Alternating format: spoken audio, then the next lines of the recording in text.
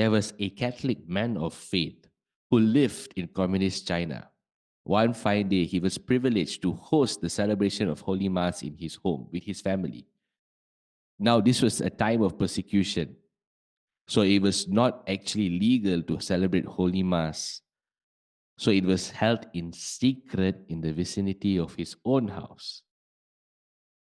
Now, as the Mass was going on, security guards were placed outside the home so as to be on the watch. Should there be any sign of any authorities coming by, they would immediately alert the people in the house and everyone would run. That is exactly what happened when the Holy Mass was being celebrated in the house of this man of faith. Everyone ran away. Everyone except for him. Because where was he going to run to? This was his own home. By the time he knew it, the authorities arrived. They arrested him and they tortured him. They tortured him to get the information as to where this Catholic priest who was celebrating the Mass in his home resided.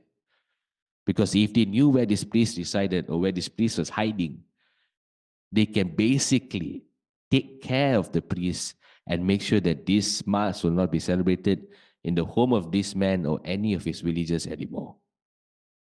They tortured him. They put him in freezing cold water. They burned parts of his body. They cut parts of his body. They electrocuted him.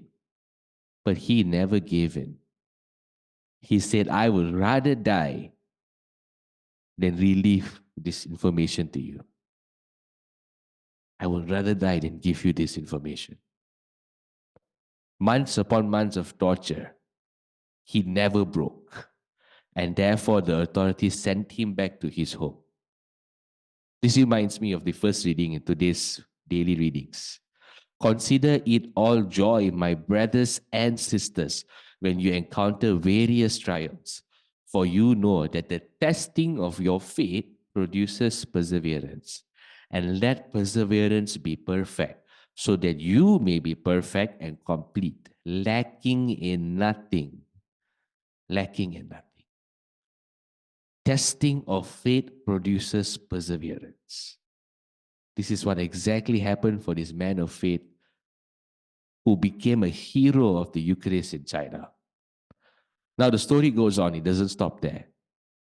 Apparently, the villagers put money together to send this man and his family away to the US so that they could live. Because now, even though the authorities had released him, they had their eyes fixed on him. He was a target.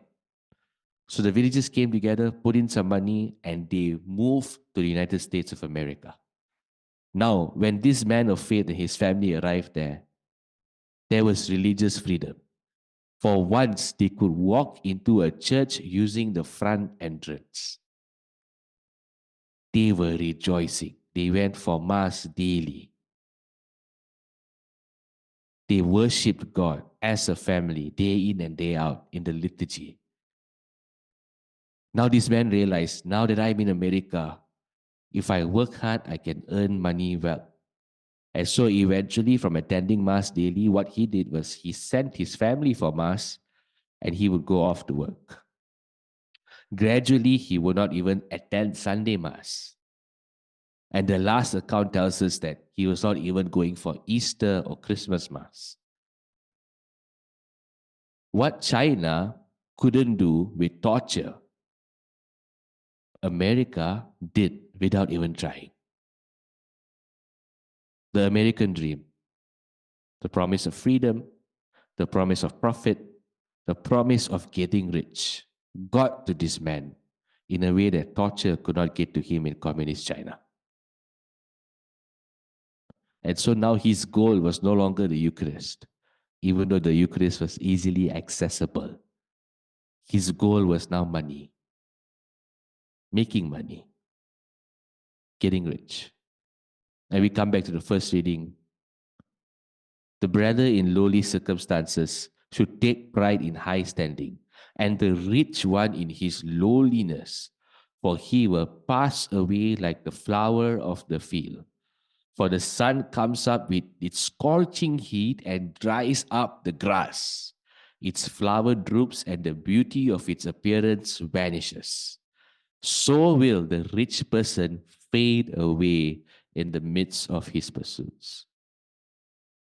This man of faith, a hero of the Eucharist, changed his pursuit. It was no longer Christ. It was no longer sainthood. It was no longer the Eucharist. It became money. This rich person faded away from the face of the faith in his pursuits. How many times have you and I found ourselves in this situation? When there was suffering, when people ridiculed us, when people made fun of us for our faith, whether it was in school, whether it's in the workplace, they mocked us for believing in a God. They mocked us for believing in a God who seemed to be so old-fashioned. And we persevered. We went for daily mass. We prayed the rosary. We pleaded with the Lord. Our enemies surround us. Lord, save us. Lord, help us to witness to our colleagues. Help us to witness to our schoolmates, our classmates who are persecuting us. Maybe we got promotion. We got promoted from one level in the corporate sector to another, a higher level. And now in this higher level, your fellow leaders in this corporate sector basically say, you do you. If you're Catholic, so be it. You do you. It's fine. They no longer persecute you. You no longer have to fight for your faith. You no longer have to fight for what you believe in, what you stand on. You no longer have to defend the faith because those around you have a sense of apathy. They don't care. And now you're making more money, you're making more progress. You seem to have forgotten your first love. Just like this man of faith. Once a hero of the Eucharist, now a rich man fading away in the midst of his pursuits. How many of us have forgotten our first love? Forgotten the times when we stood for the faith, when we were willing to be tortured for the faith, mocked and persecuted by family, by friends, newly converts. When you were once a convert, a fresh infant in the faith, you came into the faith against the will of your family. Your family was not happy. At that time, you stood strong. You lived a life on fire for the gospel. But today, your priorities has changed. Are you like the man at the start of his story, a hero of the Eucharist? Or are you the man at the end of the story, a rich person fading away in the midst of his pursuits? If you are in the latter, if you find yourself a rich person fading away in the midst of your pursuits for money, success, I invite you to mean what you pray in the psalm, the responsorial today, responsorial psalm, be kind to me, Lord, and I shall live. Be kind to me, Lord, and I shall live. Even the psalm reaffirms this whole message today. It is good for me that I have been afflicted, that I may learn your statutes. Brothers and sisters in Christ, where do our priorities lie? And if you find yourself in the midst of persecution, in the midst of trial and hardship, remember Romans 8:28. He makes all things work together for the good of those who love him.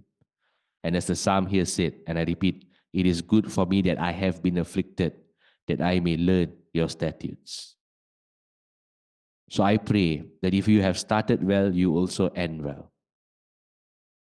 If you started well, you've lost your way now, come back to the Lord with all your heart, with all your soul. He is waiting for you.